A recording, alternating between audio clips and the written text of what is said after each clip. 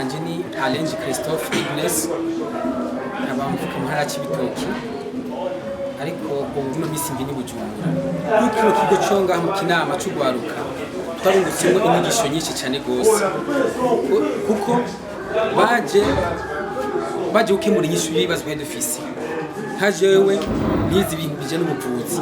ariko baranyigishije ingene nshobora kwiyungunganya ntari ku bitaro barashoboye kunyigisha ko ico nshoboye gukora bitajanye n'ivyo nizi ku ishuri kuko nize nka entrepreneuria jewe baranyigishije ingene nshobora gufata umugambi wanje ingene nshobora kugira umugambi wanje nkoresheje amafaranga make ejo cyangwa hirya y'ejo ntaba umutunzi w'amafaranga menshi intambamye nagiye mpura nazo intambamye ikintu cyame na mbere kwanza ni mu kibano bijanye n'amashuri yanje nari mfise abambona ngiye mu murima nk'umusezi mu ngati ndagiye mu murima ukaza abantu bambwira muganga nawe uraje mu murima amashuri wize niye mu mirima izo ntambamye nagiye mpura nazo bangerageza cyane kenshi nari ngo ninzara no mirima yego nitwa Otsibelge abantu jeune entrepreneur abafise la directrice w'isosiyete haute compagnie tungura ama-chips mu biraya dukorerwa ngaha mu gihugu cacu dukoresheje ibiraya byo ngaha mu gihugu cacu nk'uko nabimejeje kubivuga tungura ibiraya byo ngaha iwacu mu Burundi mu ma-chips nk'uko mubibona kuri emballage yacu ni ama-chips y'ibiraya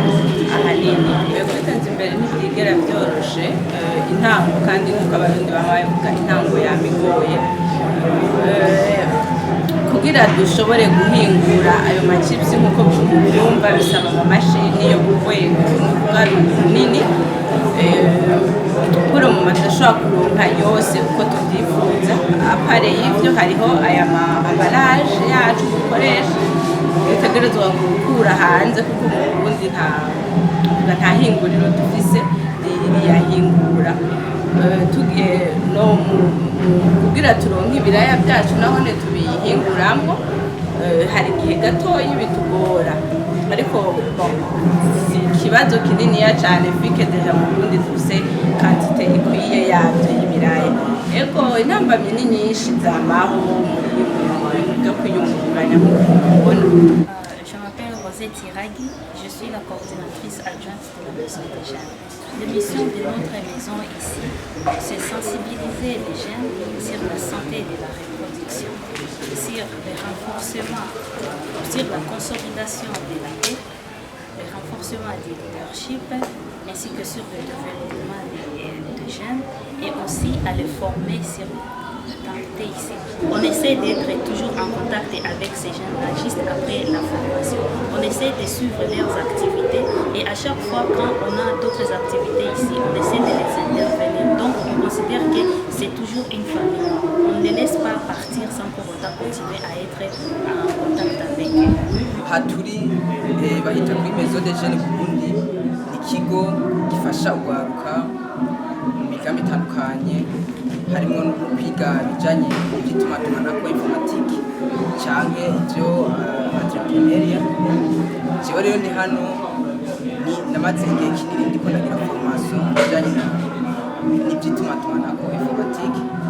n'umunsi wa kuronka icemeza yuko ubumenyi naronse kibigaragaza. Jewe ubwa mbere nibaza yuko ordinateur nzi kuyatsa nkaraba imiziki nkakora n'ibindi ndayizi ariko maze gushika ngaha ubumenyi nahakuye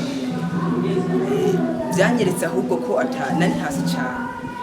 ndazi gukora ibintu byinshi bitandukanye kuri ordinateur n'akarorero nka twebwe nka je ndi umunyeshure hariho byinshi cyane byanguye bijanye n'igisata cyane niko ndiga ku ishure kijanye n'ubutunzi